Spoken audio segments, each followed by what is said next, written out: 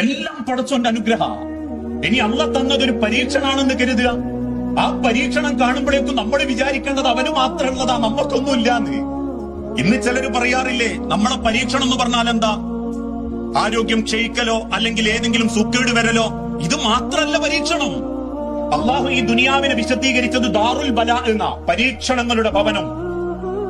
പരീക്ഷണങ്ങളുടെ ഭവനമായി ദുനിയാവ്. ഏതെങ്കിലും ഒരുത്തൻ ഹോസ്പിറ്റലിൽ വന്ന് പരിശോധിച്ചപ്പം വലിയ സുക്കേടാ. ആ സുക്കേടുമായിട്ട് അതിന്റെ കടലാസും വാങ്ങി തിരിച്ചിറങ്ങി പോകുമ്പം ഇനി നാട്ടിലാണെങ്കിലും ഒരുത്തൻ അങ്ങനെ ഒരു സുക്കേടുണ്ട്, ഓന് പെട്ടെന്നുള്ള സുക്കേടായിരുന്നു, ഓന് വലിയ അസുഖമാണ് എന്നൊക്കെ അറിയുമ്പോ നമ്മൾ എന്താ പറയല്? വല്ലാത്തൊരു പരീക്ഷണം തന്നെയല്ലേ എന്ന്, അല്ലേ? അങ്ങനെയാന്ന് നമ്മൾ പറയാ, വല്ലാത്തൊരു പരീക്ഷണം തന്നെ. എന്നാ അള്ളാഹു പറയുന്നത് അവന്റെ സൂക്കേട് അവന് പരീക്ഷണാണെങ്കിൽ സൂക്കേടില്ലാത്ത ശരീരം നിങ്ങൾക്കുള്ള പരീക്ഷണ. ആരോഗ്യം അള്ളാന്റെ പരീക്ഷണ. ജോലി അള്ളാന്റെ പരീക്ഷണ. ജോലി ഇല്ലാത്തവനും കൂലില്ലാത്തവനും പ്രയാസപ്പെട്ട് നടക്കുമ്പോ ജോലി ഉണ്ടെങ്കിൽ ജോലി ഒരു പരീക്ഷണ.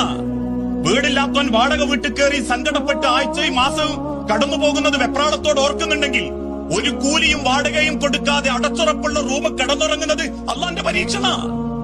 നമ്മൾ വിചാരിക്കണ്ട പടച്ചോന്റെ പരീക്ഷണം വേദന മാത്രാന്ന്. ആരോഗ്യം പരീക്ഷണ, ഒഴിവ് സമയം പരീക്ഷണ, ഒരു കുഴപ്പമില്ലാതെ ജീവിക്കൽ അള്ളാന്റെ ഒരു പരീക്ഷണ, എല്ലോ റാഹത്തിൽ ഇങ്ങനെ മുന്നോട്ട് പോകുന്നുണ്ടെന്ന് പറയുന്നത് ഒരു പരീക്ഷണ.